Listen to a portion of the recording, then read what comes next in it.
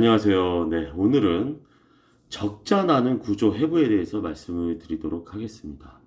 일이 많은데 계속 힘들다면 이미 적자 구조일 가능성이 큽니다. 바쁘게 움직이는데 왜 통장에는 남는 게 없는지, 오늘은 적자가 나는 구조가 어떻게 만들어지는지, 그리고 어디서 끊어야 하는지 정리를 좀 해보도록 하겠습니다.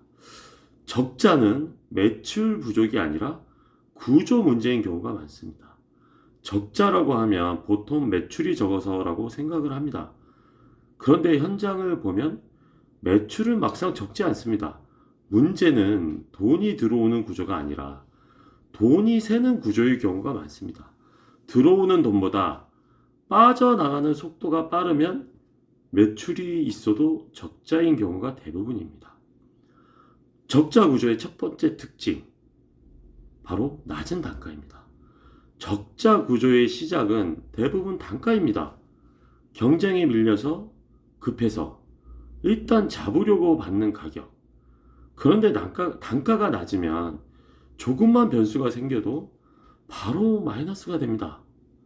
인건비 조금만 올라가도, 작업 시간이 조금만 길어져도 이익이 바로 사라집니다.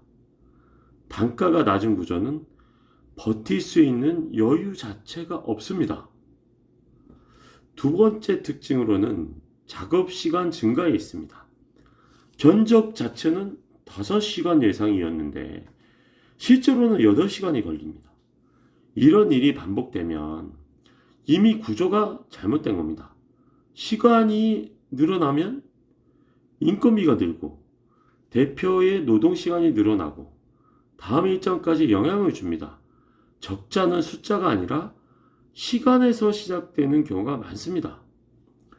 세 번째 특징으로는 잦은 클레임과 이에 따른 재작업에 있습니다. 단가가 낮은 현장은 클레임 비율도 높습니다. 기대치가 높은데 투입 자원은 제한적이기 때문입니다. 결국 대표가 다시 들어가서 무상 재작업을 해야 합니다. 이 순간 이익은 완전히 사라집니다. 재작업은 숨은 적자의 포인트입니다. 그럼 대표 직접 재작업이 반복되면 어떤 문제가 일어날까요? 대표가 현장에 계속 다시 들어가게 되면 첫 번째, 영업도 멈추고, 두 번째, 관리가 제대로 되지 않습니다. 이렇게 되면 확장은커녕 현장 유지 자체가 어렵습니다. 적자 구조는 대표의 시간을 갉아먹을 수밖에 없습니다. 그럼 손익분기적 계산 예시를 한번 들어드릴게요. 예를 들어보겠습니다. 월 고정비 300만원, 인건비 400만원, 기타 비용 100만원, 총 800만원이 기본 지출이라면 최소 800만원 이상이 되어야 영원입니다. 여기서 대표 급여를 300만원으로 잡으면 필요 매출은 1100만원이 되겠죠? 이 기준을 모르면 열심히 하면 되겠지라는 생각으로 적자를 반복할 수밖에 없습니다. 최소 단가 기준 제시. 그래서 반드시 정해야 할 게 있습니다. 이 금액 이하는 절대 받지 않는다. 이 기준은 자존심이 아니라 생존선입니다. 손익분기점 기준에서 한 건당 필요한 최소 이익을 나누면 최소 단가가 나옵니다.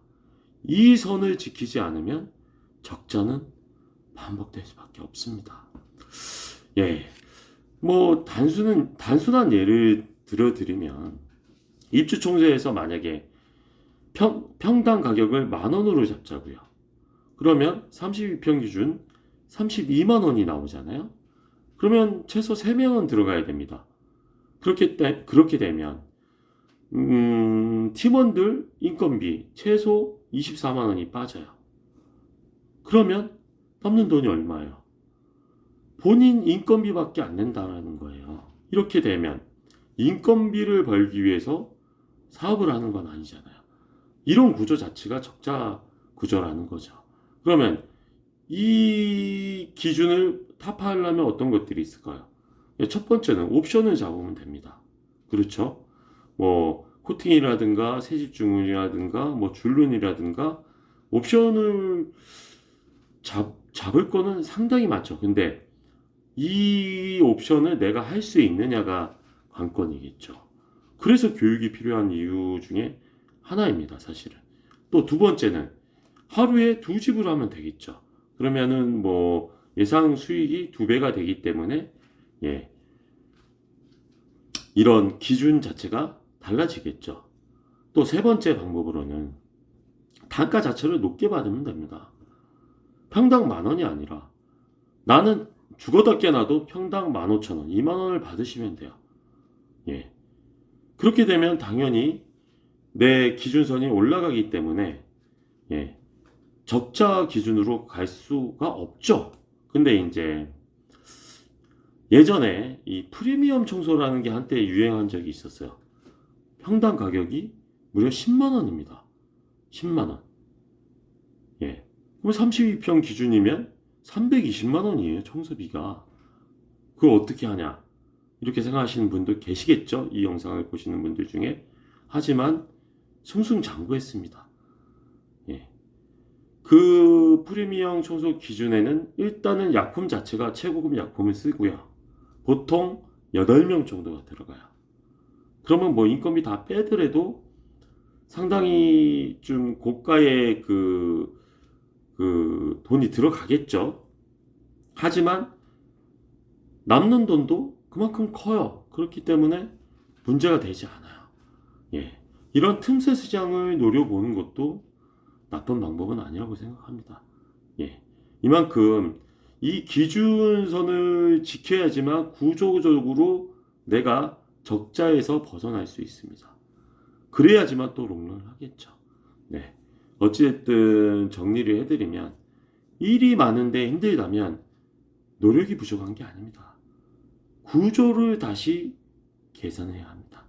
낮은 단가, 늘어나는 시간, 잦은 재작업, 대표가 직접 투입되는 시간이 많아질수록 이 네 가지가 겹치면 이미 적자 구조로 들어가는 겁니다.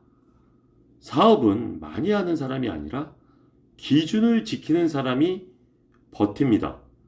적자를 멈추는 건 더 뛰는 게 아니라 선을 긋는 겁니다. 감사합니다.